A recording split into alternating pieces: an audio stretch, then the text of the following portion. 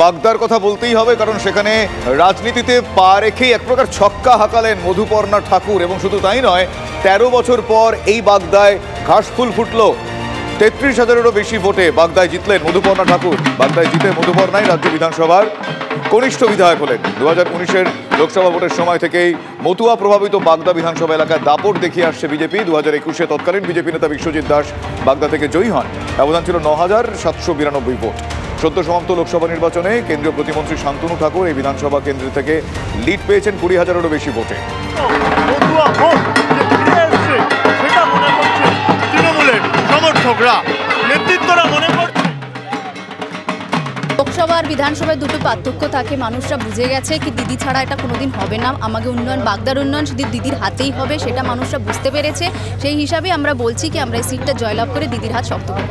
আমরা জয়লাভ করে দিদিকে দিয়ে দিচ্ছি তুলে সিট। প্রার্থী কিন্তু আমি না, প্রার্থী বাগদার মানুষরাই জিতবে।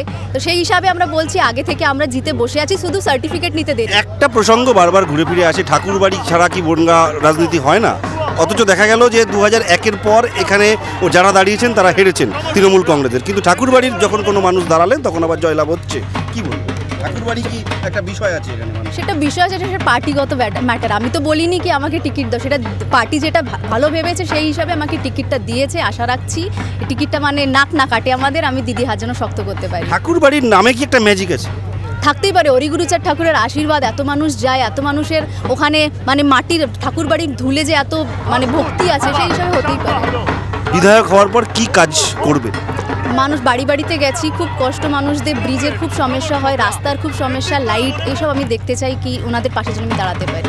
একটা কন্ট্রোভার্সি ছিল তৃণমূল কংগ্রেসের মধ্যে যে বিশ্বজিৎ দাস এখানে দাঁড়ালেন না, তিনি দাঁড়ালে কি হতো, এই কন্ট্রোভার্সি বা আগামীতে আরও অনেক কন্ট্রোভার্সি, এগুলো নিয়ে কি আলাদা ভাবনা? বাগদাতে কি থাকবেন নাকি ঠাকুরনগর থেকে যাতায়াত করতে হবে? বাগদায় থাকবো, বাগদায় অফিস হবে কোনোদিন। মানে বাগদা বাসিন্দার আমার ঠাকুরবাড়ি যাওয়ার কোনো প্রশ্নই ওঠে না। আমি এখানেই আছি, এখানেরই মেয়ে আমি। আপনাদের যখন সমস্যা থাকবে আমি আপনাদের পাশে আছি। এই জয়ের পেছনে তৃণমূল কংগ্রেস যেখানে 20,000-এর বেশি ভোটে পিছিয়ে ছিল, আবার বিজেপির নির্বাচনের দিন একাধিক জায়গাতে ধাক্কাধাক্কি, মারামারি, তার গাড়ি ভাঙচুর, এই সমস্ত অভিযোগ করছে তৃণমূল কংগ্রেস করেছিল। এইগুলো কি ফ্যাক্টর না? ওরা নিজেরা, আমি তো ফিজিক্যালি প্রেজেন্ট ছিলাম না। এরকমও হতে পারে নিজেরা গন্ডগোল করে টিএমসিকে বদনাম করছে। টিএমসিকে যেন ভোট না দেয় মানুষ, ভয় পেয়ে বিজেপিকে দেয়। এটা স্ট্র্যাটেজি, এটা কোনোদিন কাজে হবে না।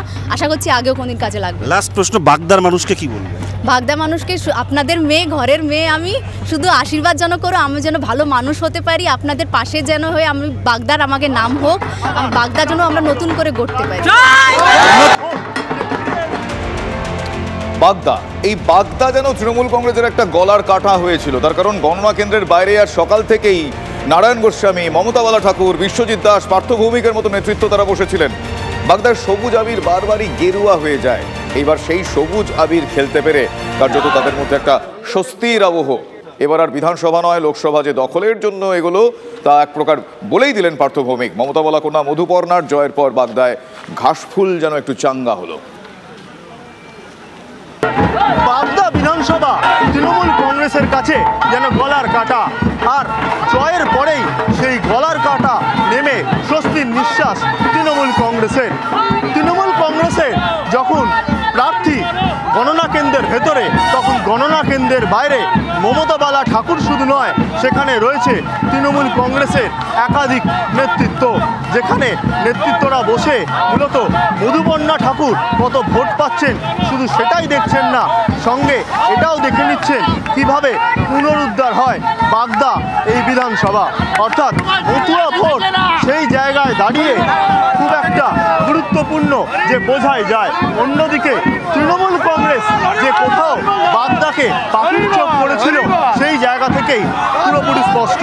তার কারণ সেই জায়গায় দাঁড়িয়ে বিভিন্ন নেতৃত্ব, একেবারে পার্থ ভৌমিক থেকে শুরু করে তৃণাঙ্কুর ভট্টাচার্য, সবাই শুধুমাত্র বাগদা বিধানসভার গণনার সময় তারা উপস্থিত থাকলেন না, তারা ফলাফল জেনে বাড়ি গেলেন।